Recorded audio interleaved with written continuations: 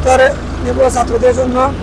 আমাদের এখানে প্রতিদিন প্রায় 150-200 জন মানুষ এখানে ইফতার করে, পথ শিশু অসহায় মানুষ ইফতার করে।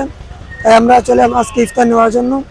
আজকে আমরা দেখাবো আমরা কি কি নিচ্ছি ইফতারের আয়োজনে।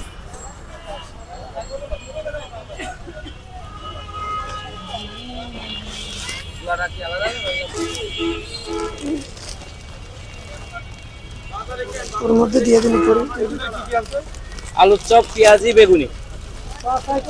হ্যাঁ, 5 আইটেম। আলুর চপ, বেগুনি, ডালের বড়া, পেঁয়াজি, সবজি। ডালের বড়া, সবজি।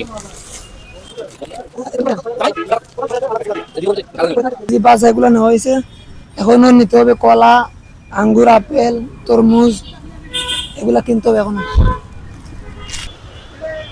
এখন আমরা ছাত্রদের ইফতারের জন্য আজকে এই দোকান থেকে অন্যান্য মাল কিনবো।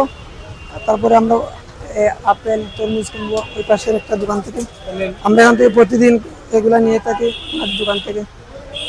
এই কলা দিন 5 কেজি, কোনটা নিলে ভালো হবে সেটা দিন।